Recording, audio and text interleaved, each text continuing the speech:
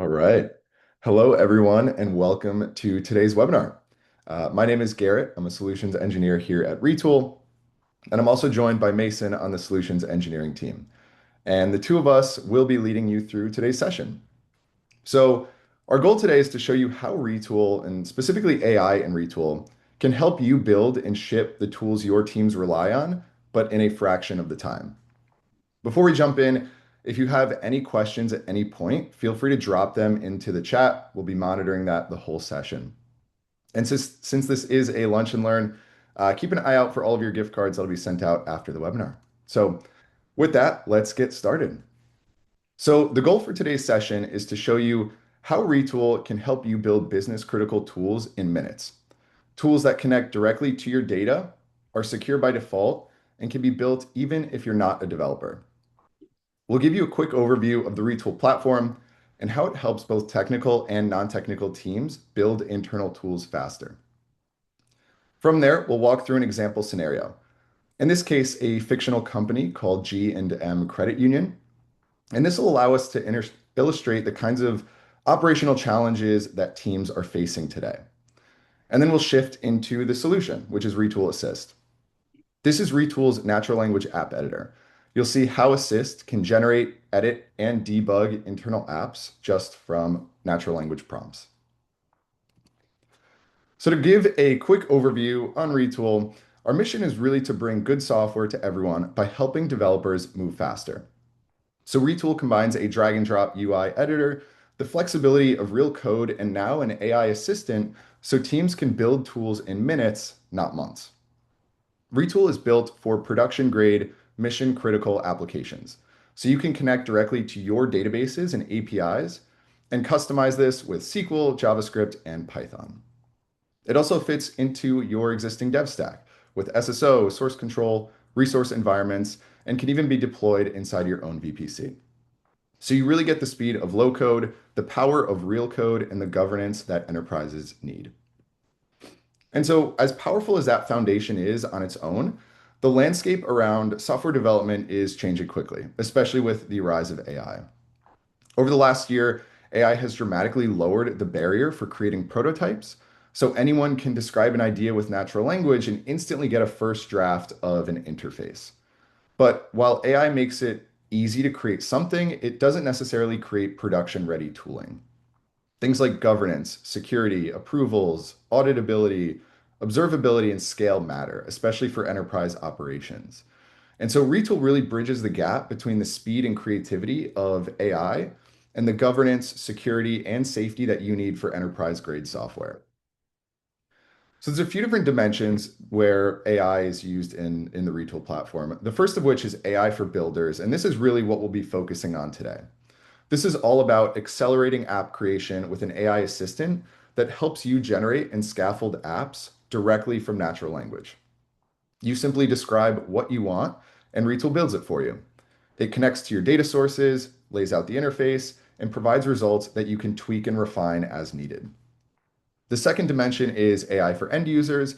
This is where AI gets embedded directly into the apps that your teams use every day.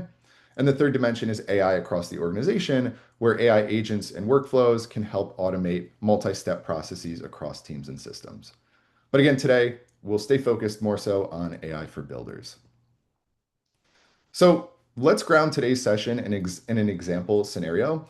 We'll walk through this fictional organization called G&M Credit Union, which faces many of the same challenges we see across real operations and data teams. So the G&M Credit Union operations and data teams are really critical to keeping this business running, but they're really constrained by the tools and processes around them. Operations teams are relying heavily on manual workflows and legacy tools like shared spreadsheets, email approvals, and forms that live outside of core systems. Their data is fragmented across silos. There's no standardization in how metrics or definitions are managed across the company. And governance and change control are weak or non-existent. And then lastly, new initiatives take too long to launch. So G&M has the people, the data, and the intent to move fast, but the technology and processes really can't keep up. And so these challenges have a real effect on this business.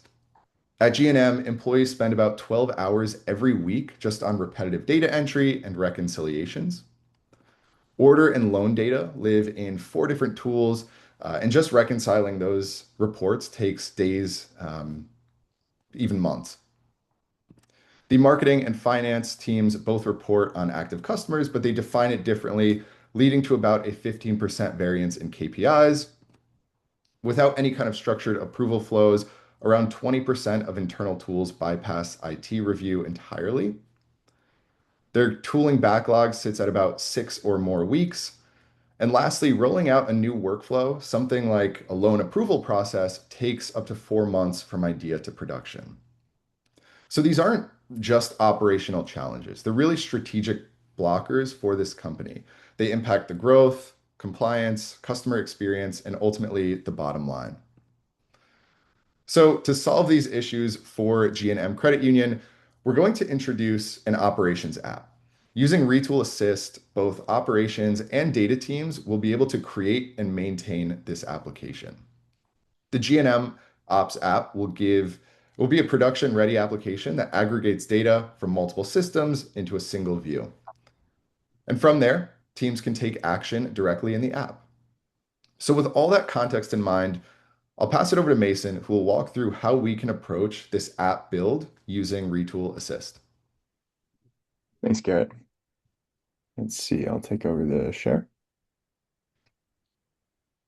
And yeah, now that we have that context as to G&M Credit Union and the specific problems that they're facing, we wanted to take a moment to introduce Assist. With Assist and with the sort of portion of this demo, I have 2 objectives. First, I want to talk about what is Assist and how you can use it. And then for the second part of the demo, I wanted to spend some time talking about different strategies for using Assist and how you can employ the sort of AI app building strategy for a whole host of different use cases. So as a result, in the sort of second part of the demo, I'm going to be jumping around a fair bit between different apps, but rest assured, at the end of the call, we'll be provided with the JSON exports for all the apps we talked about, and there will be a portion at the end to answer questions. So I'll start out with what is Assist. So Assist is our AI app building tool built directly into Retool. So for those of you who may not have seen what the AI app builder tool looks like, we have it here on the left. So our main canvas has all of our components, tables, graphs, and the types of sort of data components that can pull in data from many different sources, whether or not it's Databricks, Snowflake. In the demo today, we'll be talking about MongoDB and RetoolDB. And on our left, we're able to type in natural language to actually create prompts from scratch, or create apps using prompts from scratch. So this whole app that we're going to create is going to be done using this sort of natural language prompting technique, and we're going to dive into the different parts of how Assist builds out an app, and then more importantly, how you can use Assist to take on different strategies for this sort of app building exercise. So Now that we know what assist is, I want to talk about the sort of three primary ways that you can work with assist. The first one is that you can generate something from scratch. So if I have an idea for an application and I want assist to build out this entire application, for our use case, it's going to be this G&M Credit Union, this G&M Ops dashboard for the credit union. I can just go to assist with this prompt, and I can get it to create that for me. Additionally, I can use assist to edit existing primitives or applications. So let's say I have an app built by a coworker, or maybe an app built completely by assist. I can use assist to build on top of that application. And then finally, I'm able to use this assist to debug or understand existing applications. So let's say I get an application from a colleague and it has a bunch of data sources or components that I may not understand how they sort of work in the context of that app. I can use assist to give me context around that app and help me to understand what's going on. So now we're going to dive into each one of these sort of modalities on how you work with assist and talk about each one. We're going to start with generating apps with assist. So when you're generating apps with Assist, sort of we can break down this concept into a couple different types of generation prompts. And the first one is, let's say you go to Assist and you don't really know what you want to build, but you know you need to build something. So for our use case, we want to create an internal operations hub, but we might not know what are the different moving parts of that hub. Like, do we want a loan tracker? Do we want a tracking for individuals across the hub? We might not have an idea of what that should look like. So we can actually use Assist to build with us. So if I go to Assist and I sort of put a very short initialization prompt, Assist is going to build me something. In this case, it's using dummy data to create a directory of different members. It's trying to track some transactions, some active loans. And this is something, this is helpful if you might not know where you want to start, but you need to start somewhere. You can take a look at this, and then now you can start to build on top of this and say, okay, actually, we don't need a member directory. Let's make the recent transaction box take up the whole page. This is a helpful starting point if you don't exactly know where to start, because I think the sort of blank canvas can be intimidating, and assist is sort of a way to start somewhere. So you can start with minimal context to build an app in a sort of iterative process. As we sort of build out that initialization prompt, we might choose to add more context. Let's say I actually do know the types of functionality that I want to bake in to the app, and I can put that into the initialization prompt.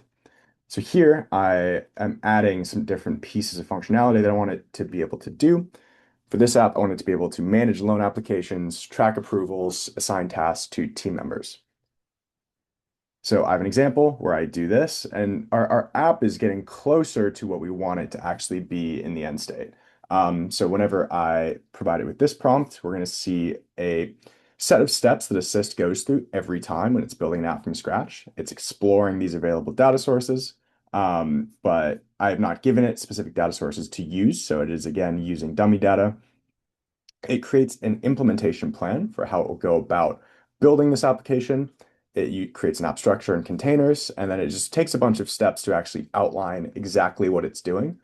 This is intentional. Like, Assist is not supposed to be a black box where it just goes, does a bunch of work, and then you're left with an application that you have no idea what it's supposed to be doing. Like, Assist is building, it's building in public. It's building in front of you to show you exactly what it's doing, so that you have observability into what it is built for you. And it follows best practices here. You're going to see that every table, every component has a sort of built-in naming convention. Everything is intended to be buildable and scalable by default. And we see here that it's created this application. It's, again, closer to what we want it to be, but it might not be there yet. Like, we're still going to need to have somewhat of an iterative process to apply our theme, apply things like the actual data sources to get it closer to be what we want it to be at the end of the day. Finally, we have a prompt where, let's say I know exactly the type of application that I want it to build. I can just come to Assist and I can chuck it this entire prompt and let it go. And so for this prompt, I have at a high level the functionality that I want this app to be able to do that I've already stated. I'm actually giving it links to the data sources that I want it to use. So I have a task management section in a MongoDB that I'm going to be using, as well as a task tracking section in my Retool database that I'm going to be using. I also give it some brand colors to use. So in this final example, this is the completed app that we are going to be building today and showing you how to build. Here, this is an example of really what it can look like when you have all the context ready and you give it to Assist. What it's going to do is it's going to find those resources that I've instructed it to connect to. I'm using real data here, and this is, again, governable by default. You can see the data that it's pulling to. You only have sort of access rights that you're granted within Retool to be able to create these connections, and Assist inherits those rights from the user. It creates these database read queries and some JavaScript mutations to allow for the filters to actually work. And then we have a completed app. And the thesis behind this is that we want to get non-technical builders to be able to build and unblock themselves rather than having to rope in engineering counterparts, people who, people who may not technically get the keys to be able to build things like this. Data teams, op teams, like we want to work with y'all to be able to build these applications. And again, these are just some strategies for how you do that. So for this specific application, like I said, we are going to try and now see what it looks like to build this from scratch. So I have this prompt, and I will take a new application, and let's see what happens when I provided this prompt. So a couple of things will happen off the gate. First off, it's going to create this implementation plan. It's going to start to create a theme and a sort of plan for how it connects to the different resource queries underlying Retool. And just a heads up, so on average, I think these builds can take up to 5 to 7 minutes, depending on the complexity. Given that we're going to try and one-shot this build over the course of the call, I will be sort of jumping around between this page and the slides. So yeah, just wanted to give you a heads up, like you will get the link to this application after the fact. If I skip anything that you wanted to sort of double down on, we can always have a follow-up discussion later on. So this application is going to be working with our MongoDB sandbox as well as our Retool DB sandbox. So for Mongo, just to give you an idea, like this is real Mongo data that we're going to be interacting with. This is a MongoDB Cloud Atlas instance that I've created. We have a bunch of fake loan data. And then for Retool DB, again, we have a bunch of fake task data that we're storing here. And this is, let's see, this is, again, I think that the most powerful part about Assist baked into Retool is you can build applications using natural language, but it's not just prototypes. It's not just wireframes that you can show your boss and then they can pat you on the back. Like this is real production-ready apps that you can build using real data. So Assist is going to continue to work. Like I said, I'm going to go back to the slides as it continues to build, but we're going to check in on this in a little bit to see how it's doing. And just to sort of like wrap a bow around this, the types of context here, the types of like prompt generation, is I want to very much stress that there is no right way to do this. Like there is a time and place for all of these types of generation, and it really depends on the type of build experience that you want to approach Assist with. It depends on the type of builder that you might be, whether or not you want to have a sort of iterative process or a one shot, exactly what you need process. And that's really how I think about these types of development. It's on the sort of low end when you don't know what you want to build and you provide a little bit of context. It's this sort of iterative development with Assist, where you're working with Assist to research and develop the requirements for your application. And then on sort of high end of the spectrum, like what we're trying to do with this detailed context where we just know everything off the gate, it's like a one-shot development. It's just going to go out, it's going to build it for you without really asking you for your input. And again, this is a good choice if you already have a detailed set of requirements that you'd like Assist to execute on. Cool. So that is at a high level everything we have for like the generation modality, how you can work with Assist to build you an application from scratch. The next type of way of interacting with Assist that I want to talk about is editing an existing application with Assist. So again, There's a couple different ways to think about editing applications in Assist. The first one is you're able to make minor changes to Assist. So with this, let's say you have like a sort of localized change, maybe a styling change that you want to make across different parts of the application. You're able to use Assist to sort of batch out these changes and apply them to the wireframes of the applications. That's a minor change. You can make actual structural edits. So this is adding or rearranging components, like actually changing the component hierarchy in the application itself. You can do things like adding a scatter plot to a chart. You can add a pie chart. You can use the underlying data to actually support these sorts of structural edits.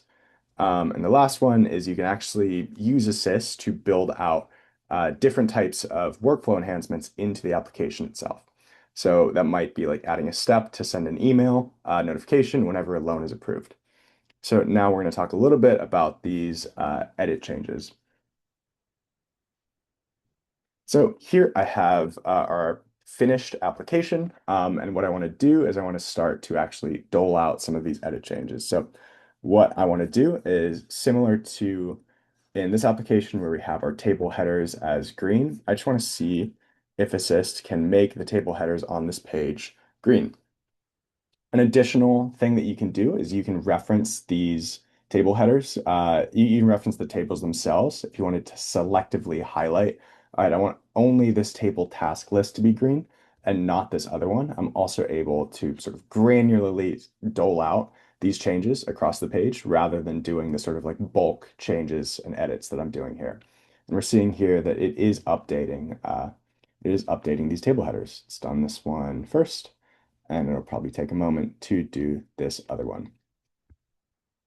And this is this sort of like live production, like doing this live in front of you is again like by design. Like we want to empower builders to have multiple different entry points into how they build with Assist, like whether or not it's using Assist to be able to batch these changes, whether or not it's actually going into the like table and making these changes for yourself using the inspector. It's really about like fitting the sort of form factor of the type of ways that developers might like to build. And so building in front of the developer, like actually giving you that experience of seeing these things change live, I think breaks down the black box of like what many of these AI app builders are actually doing. So now we're going to try and do the sort of structural change edit to this application. So we're going to try and get it to add a scatter plot to chart credit score versus interest rate and a pie chart to track our loan status breakdown. And again, like I'm trying to get it to use the data that underlies this application. And we're going to see that Assist in a sort of previous query has actually created these resource queries to interact with things like my Mongo sandbox and my Retool database. And so it is using these queries to power things like these tables and the pie chart and the bar chart that it's going to soon build at the bottom of the page. And again, it's giving you the power to, in between runs of Assist, go in and actually change different parts of the application. So whether that's, adding new queries and then getting Assist to work with those queries specifically, you have a lot of different flexibility in how you approach building with Assist. So while this runs, I want to actually check in on our previous run to see how it's going. So we see this is still running and it has made some decent progress. So again, just to remind you, this is the application that we're going to try and build completely from scratch with Assist, sort of over the course of this demo. I'll be checking back in on it to see how it's going. It is connected to our Mongo sandbox and our Retool database, and it has started to define our theme and colors. Again, this is what it got from the initial prompt. It's created a wireframe and a tech spec for how it's going to architect the entire page. It's applied the app theme, so you're going to see these colors are now starting to show up.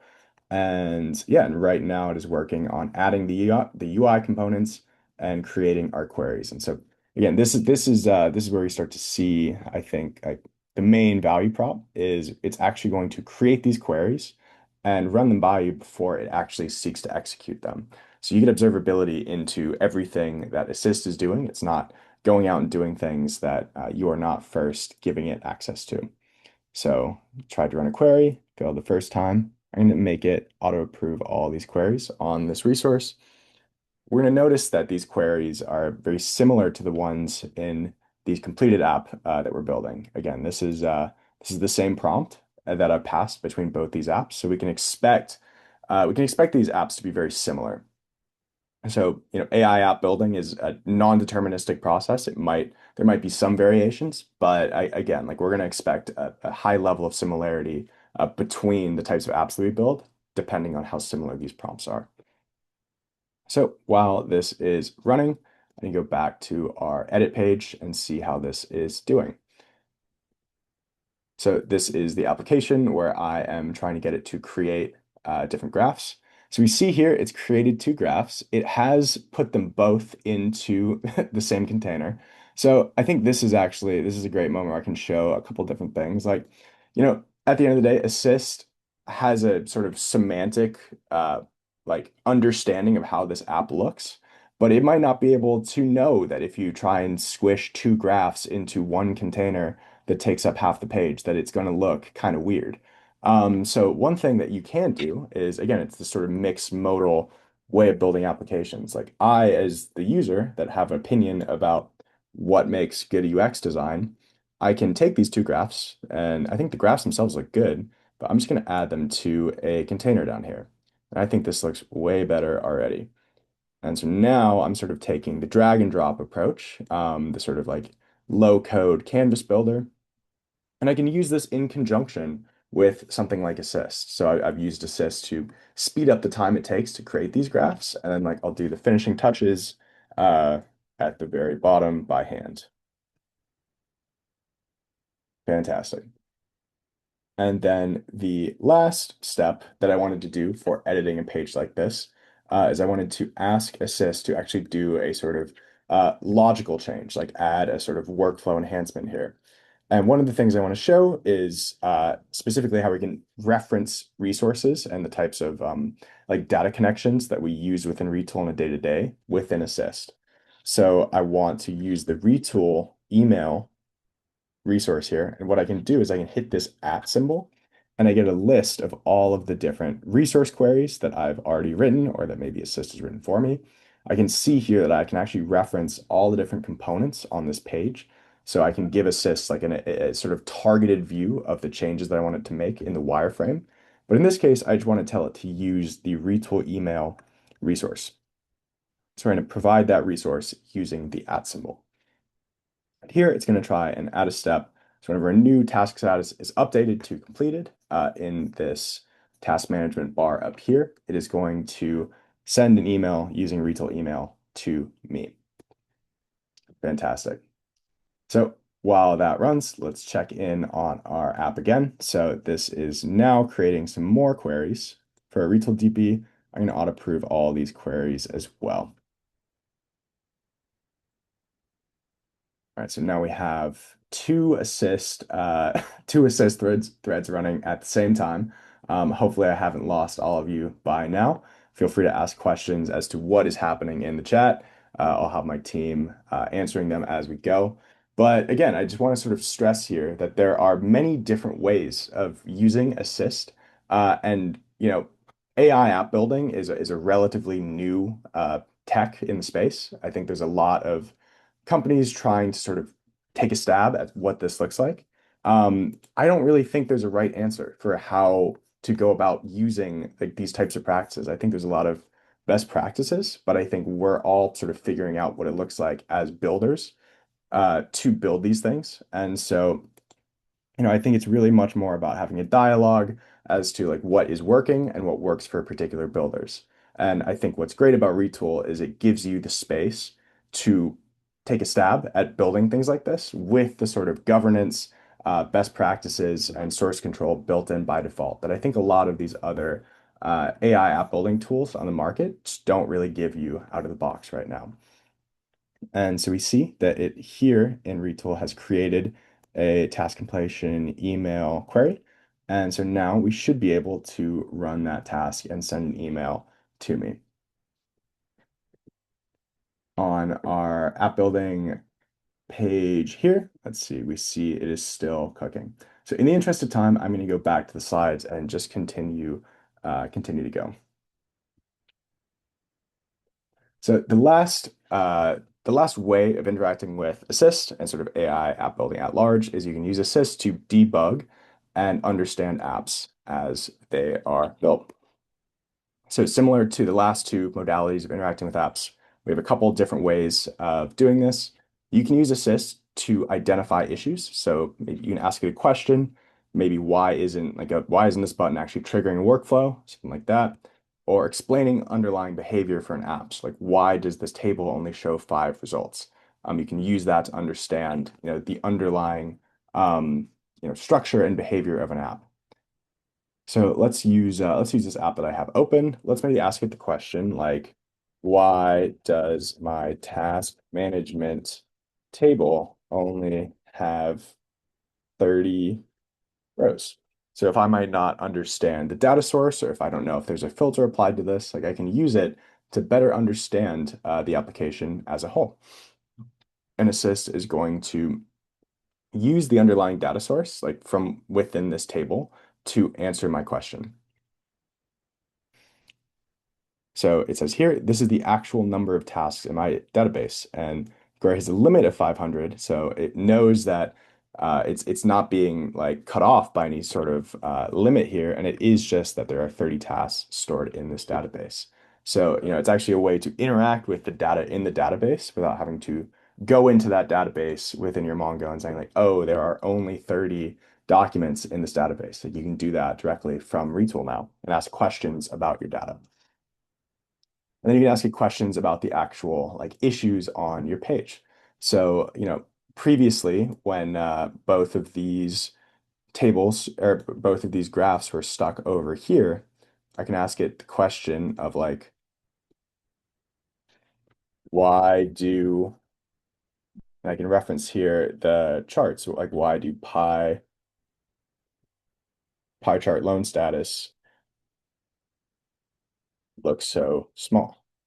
I can ask it a question about like, why is that happening? And it will be able to look at the page and understand like why is this looking so small? So just a couple examples as to how you can use Assist to better understand like what is going on the page and yeah, how you can address those changes. So it's saying it's positioned within that narrow container, and it actually gives you a couple different options for how you can address this fix. And again, I could get Assist to make this change for me. I could get it to move it down to this container down here. But again, I prefer for sort of use cases like this, just dropping it down the container and being able to move it there. So again, just a couple of different ways to think about working with Assist. So finally, I'm going to check back in on an app that I was attempting to build from scratch. So I think since we last checked in, it finished creating mutation queries and scripts, connected the queries to those display components. So you're going to see the actual dummy, or not even dummy data, but actual real data being pulled in from Mongo and our Retool DB. And we should have the ability to edit these tasks and save changes. And this is going to write back to our MongoDB. We can have a drop down for all of the application data for these loans. And we should also be able to, oh, so looks like it missed the filter. So if you stick around for the Q&A section, I'll see if I can fix this filter bit live. But yeah, it is done. It has done a lot for us in this short amount of time. It's built us an application using our real data. And again, this is sort of I think like the key unlock with Assist is that it's going to allow teams without sort of, coding background or experience to build out these applications for themselves and unblock them. And again, just to reiterate, like these are production ready from day one, on your data, secure by default. And this is how the GM Credit Union, this is how they roll. So I'll pass it back to Garrett, who's going to close us out. Awesome. Thanks, Mason.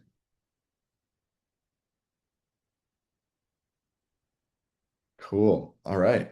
So to summarize, we started looking at the challenges that G&M Credit Union was facing. They had manual workflows, they had fragmented data, gaps in governance, and slow delivery cycles. Then we walk through how Retool Assist helps teams go from an idea to an app in minutes, generating, editing, and debugging in real time. And so let's take a look at how this impacted G&M Credit Union. First, operations teams no longer need to rely on spreadsheets or email chains. What used to take hours of repetitive data entry is now automated and error-free in this single operations hub. Second, all that fragmented data is now unified. So this reduces reconciliation time and keeps leadership insights up to date. Data is now consistent and trusted. So teams now all speak the same language. This means faster decision making and more confidence in their reporting. Governance and compliance are built into these applications. So instead of worrying about internal tools bypassing IT, teams can move quickly while staying compliant. Next, business users are unblocked. So this really dramatically reduces ticket backlogs and gives IT more time to focus on strategic initiatives.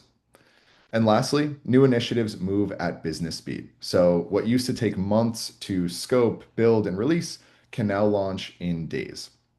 So for G&M Credit Union and any organization like it, Retool really transforms the way internal operations run. So we really appreciate you all joining us today. We hope this gave you a clear picture of how quickly you can build business critical apps with Retool Assist. Feel free to continue dropping any additional questions you have in the chat. We're working through all of those. But yeah, really appreciate everyone's time today.